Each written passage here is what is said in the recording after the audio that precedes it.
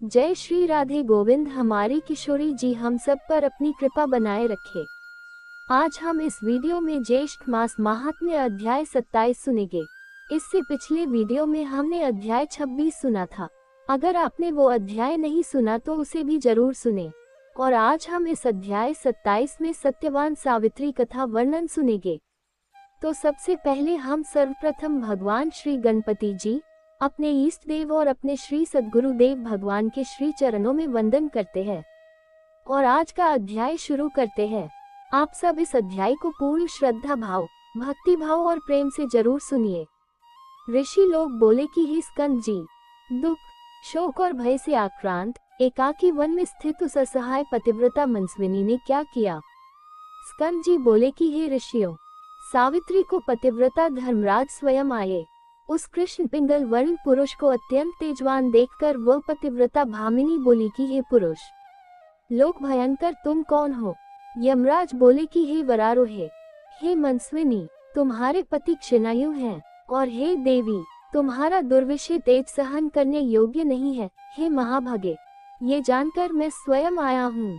यह उस वरारोहा सावित्री से कहकर उस महात्मा सत्यवान की देह से अंगुष्ठ मात्र पुरुष को पाश से खूब गाढ़ा बांधकर वेग से खींचा और उसे लेकर यमराज अपनी यमपुरी को चल दिए।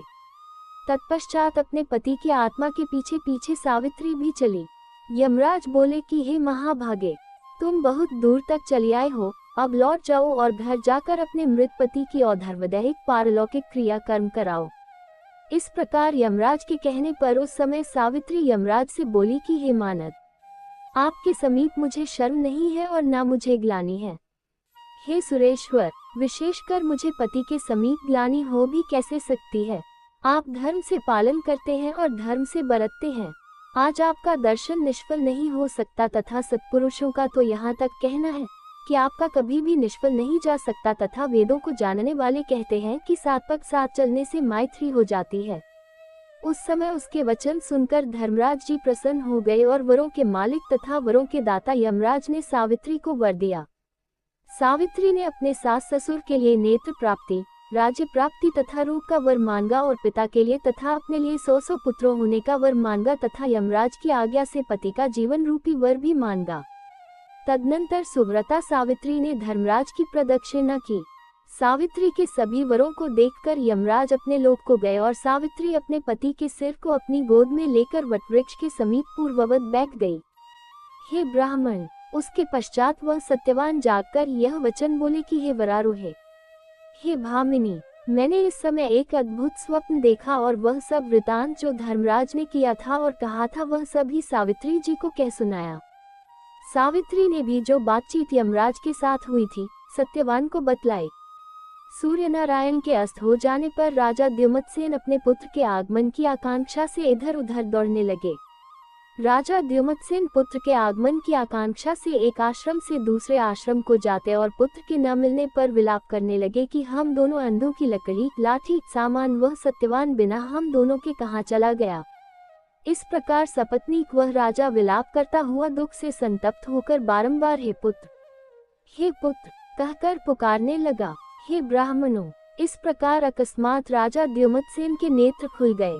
ये परम आश्चर्य देखकर आश्रम वासियों ने शांतिपूर्वक वचन कहे कि हे महाराज, हे महामते, इन नेत्रों के खुलने से यह सूचित होता है कि आपका पुत्र के साथ संयोग अवश्य है। स्कंद जी कहने लगे कि हे ब्राह्मणों, जब तक तपस्वी लोग ये बात कर ही रहे थे कि उसी समय सत्यवान ने समस्त दिग्गजों को नमस्कार कर माता पिता को नमस्कार किया। तदनंतर वह कमलक्षणा सावित्री ने आकर सास ससुर के चरणों को नमस्कार किया। मुनि लोग कहने लगे कि हे सावित्री, हे वरान्य, तुम वृद्ध श्वसुर के नेत्र प्राप्ति का कारण जानती हो क्या। सावित्री बोली कि हे मुनि श्रेष्ठ, मैं नेत्र प्राप्ति का कारण कुछ नहीं जानती, किंतु मेरे पति बहुत देर तक सोते रहे, इस कारण देर हो गई। सत्यवान कहने लगा कि हे ब्राह्मणों, इस सावित्री के प्रभाव से ये सब कुछ हुआ है, इसका और कोई कारण मैं नहीं जानता।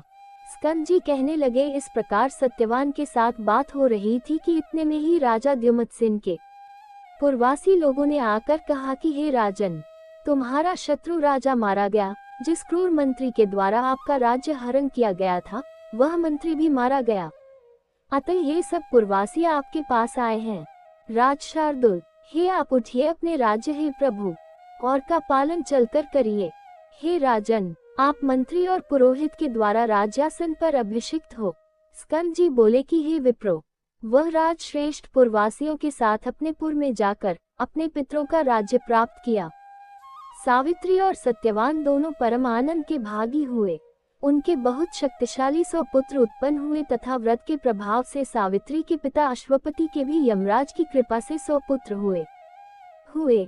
हे विप्रो, यह उत्तम व्रत महात्म्य आप लोगों से मैंने कहा।